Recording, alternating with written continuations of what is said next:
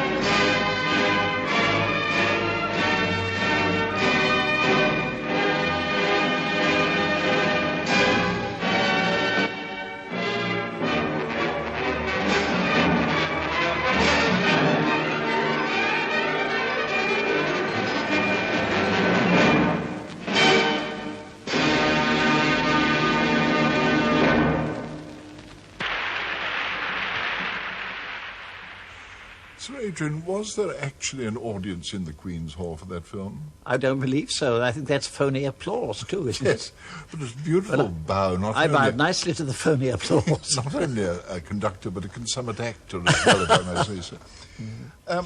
Sir Adrian, when you started as conductor at Savoy Hill, was there a studio there in Savoy Hill big enough for the orchestra? Oh dear no, I'm afraid that was forgotten.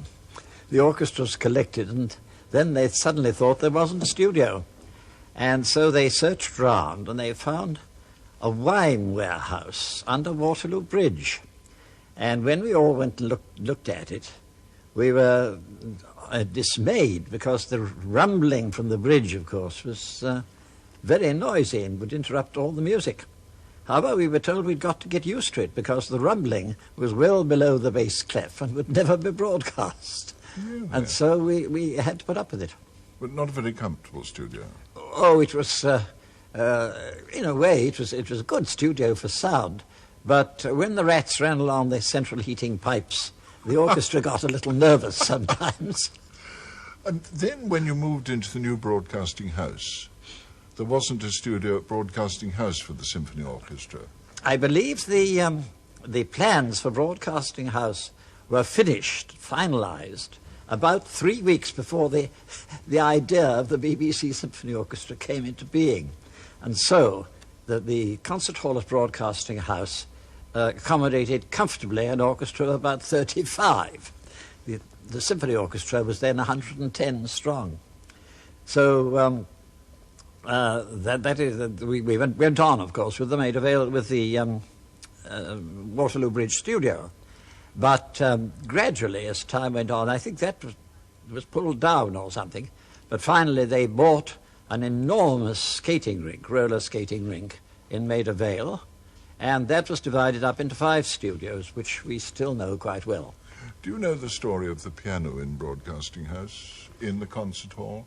That when the concert hall was open, people looked at the doors and somebody said, I don't think those doors are big enough for us to get a grand piano in. And somebody said, well, the only thing to do is to go and get a grand piano and try it. And the OC BBC grand piano said, you're not going to ruin one of my concert grands trying to shove it through narrow doors. And there was a deadlock until somebody else had a very bright idea and said, we'll send away the foreman carpenter and tell him to go away and measure a concert grand and then make an exact 3-ply empty replica of a concert grand so that we can work out the best technique of getting it through the doors. So he did. He went away and measured a concert grand and laboured with loving care in his workshop for a fortnight, made an exact 3-ply replica of a grand piano. Wonderful. And then discovered he couldn't get it out of his workshop. Very good indeed. Of course, there's another one about the piano. You know about the war one. Some gentlemen arrived at the front door with the sentry and all the rest of it and said, we've come for the grand piano. And so the official at the front door said, go, all right, go and fetch it. And they fetched it, and it has never been seen since. What a gorgeous story. It has never been seen since. And this was in the days of the great Sir John Reith. Oh, yes, so very much. What was he like to work for? Oh, he was grand to work for. He had amazing memory. He used to, well, I saw him about once a month for something. I asked to see him, or he wanted to send for me. And when he'd finished with the thing that was uppermost, he would say, now let's see, Hugh Allen was making a fuss about so-and-so, wasn't he? And then what about so-and-so? And he'd go through about 6 or 7 different items on the agenda, straight out of his head. Of course, there was a story, a wicked story, that he was so tall that when he walked about the room, he could see the tops of his cupboards, and that there were notes of certain interviews. Notes were stuck on the top of the cupboards. But I don't believe it. Anyhow, he would sit at his desk and rattle off quite a number of different items, I imagine, with every one of his, 18 or 19 directors of departments.